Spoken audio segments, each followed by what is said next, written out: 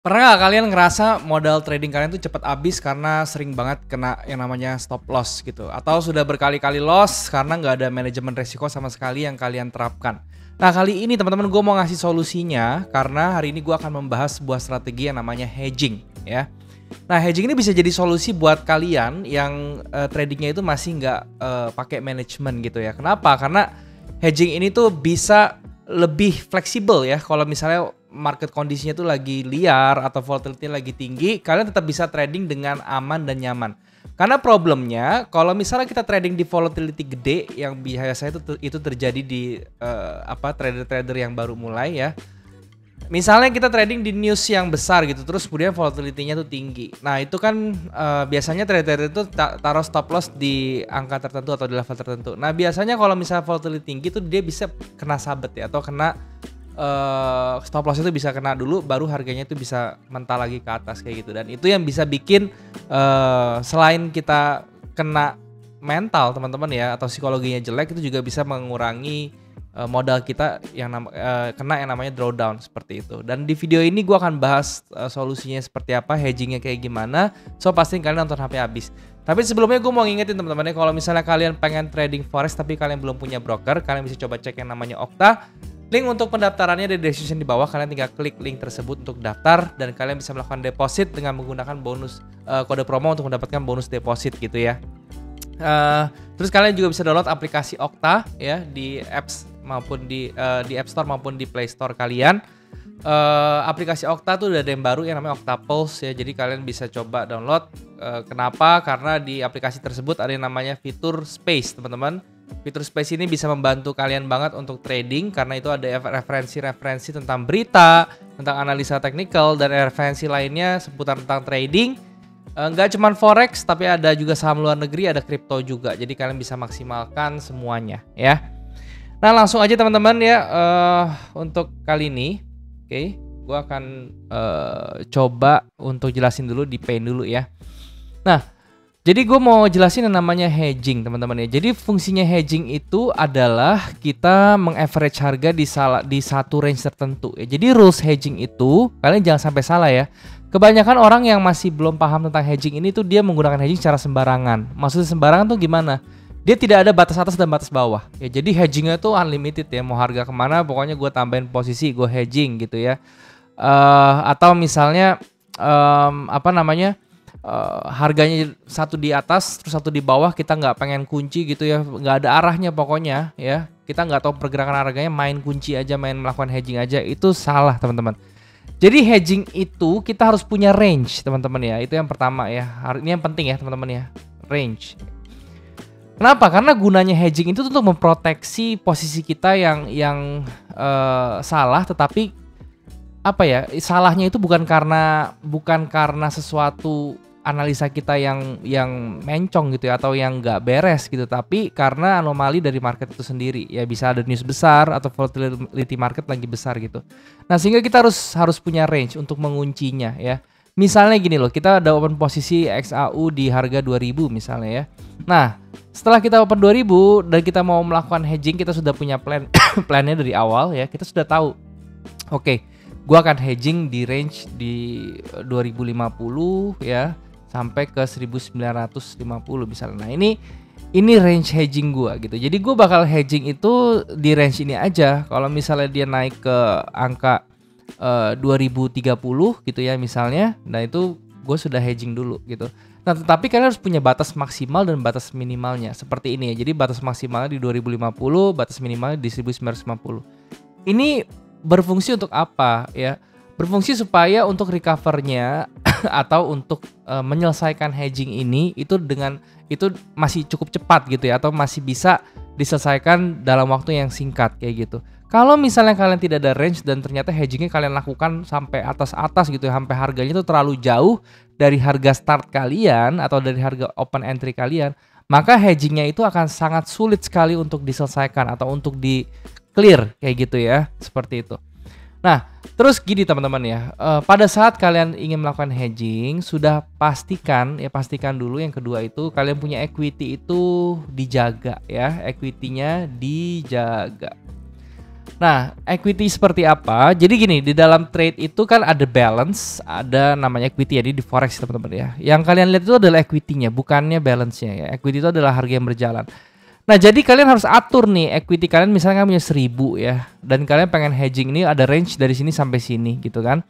Nah, kalian harus atur equity kalian tuh cukup atau enggak gitu ya. Dengan cara gimana lotnya dikendalikan ya, lot size-nya yang benar kayak gitu ya. Kalian harus menggunakan lot size yang betul. Jadi kalau 1000 otomatis kalian maksimal itu di 0,1 ya, maksimal. Oke. Jadi kalau kalian buka 3 posisi ya ini bagi 3 jadi 0,03 gitu ya. Kalau kalian punya 5 posisi jadi 0,02 per posisi kayak gitu. Jadi pokoknya maksimal 0,1. Kenapa seperti ini? Karena kalau misalnya equity kalian nggak dijaga, tiba-tiba kalian mau hedging terus marginnya nggak cukup, teman-teman, itu kalian tidak akan bisa melakukan hedging. Ya, jadi itu yang kalian harus paham, ya. Seperti itu. Kemudian berikutnya yang ketiga, teman-teman ya, untuk melakukan hedging itu adalah pastikan kalian hedging di tren yang tepat. Ya, jadi perhatikan trennya. Ya, ini adalah tips lagi, teman-teman. Jadi jangan sampai kalian hedging itu di tren yang salah. Maksudnya gimana? Misalnya trennya lagi bullish nih. Kalian tahu majornya bullish, terus kalian melakukan hedging tuh malah nge-sell ya. Malah open posisi sell, terus kalian melakukan hedging di open posisi sell seperti itu. Itu jangan dilakukan. Kenapa? Karena nanti nutupnya tuh akan susah, teman-teman, akan lama ya. Kalau trennya kalau misalnya kalian di tren yang salah, lebih baik kalian cut loss. Jadi jangan melakukan hedging. Hedging itu dilakukan di tren ketika kalian posisi kalian tuh berada di tren yang benar ya. Supaya apa? Supaya nutupnya betul gitu ya. Jadi hedging itu dilakukan ya seperti ini ya. Ini gue kasih contoh, ini gue new aja, gue clearin ya. Jadi misalnya gini, harga bergerak ke atas seperti ini ya. Nah, hedging itu dilakukan kalau kalian salah buka posisi, kalian hilaf gitu, kalian buka posisi di atas ini ya, di pucuk, terus dia langsung melakukan secondary reaction. Nah, di sini kalian bisa hedging dulu gitu ya. Kalian bisa hedge dulu selama trennya kalian posisinya di sini buy misalnya gitu ya. Terus selama trennya masih hidup buy-nya ya, trennya masih naik gitu, ini hedgingnya akan cepat kelar karena at least dia akan kembali lagi ke sini gitu ya. Dan ketika kembali ke sini, hedgingnya sini sudah masuk sini, kalian bisa clear posisi sini dan kemudian hedging di sini bisa dijemput kembali dan posisinya bisa clear. Atau bahkan kalian setelah hedging di sini kalian bisa melakukan buy ya untuk mengkoreksi seperti ini, kalian open posisi buy gitu ya. Jadi di sini buy, di sini kalian hedge, kalian sell. Jadi di sini adalah hedging ya. Di sini adalah hedging. Kemudian di bawahnya lagi kalian bisa open posisi buy untuk merecover ini. Ya, jadi konsepnya seperti itu teman-teman untuk hedging. Kalau misalnya kalian berada di tren yang salah ya, posisi kalian tuh berada di tren salah, kalian tren naik, kalian open posisi sell, jangan di hedge ya, kalian cut loss aja. Ya, jadi kalian harus perhatikan. Nah, ini yang masih sering dilakukan, kesalahan ini masih sering dilakukan sama banyak pemula ya. Mereka nge-hedge itu tanpa memperhatikan tren, tanpa memberikan tadi namanya range. Ya, jadi itu akan kacau sekali ya. Nah, ketika kalian sudah melakukan ini, teman-teman ya, posisi kalian itu akan, equity kalian itu akan lebih terproteksi ya. Tetapi kekurangannya adalah kalau misalnya kalian melakukan hedging, kalian harus lebih memperhatikan portfolio di trade kalian, atau kalian harus lebih sering untuk aktif di trade kalian. Kalian nggak bisa pasif ya. Kenapa? Karena hedging itu apalagi di forex ya, yang marketnya itu sangat cepat ya, kalian butuh perhatian khusus untuk melakukan hedging ini gitu ya. Nah, jadi gue simpulkan teman-teman, yang pertama yang penting tadi adalah kalian tuh harus memberikan range ya. Itu yang pertama. Kemudian yang kedua itu kalian harus di trend yang benar ya. Di trend yang betul. Oke. Dan kemudian tadi yang ketiga itu adalah kalian itu harus memiliki manajemen lot yang betul ya, lot size. Atau kita bisa bilang equity-nya ya.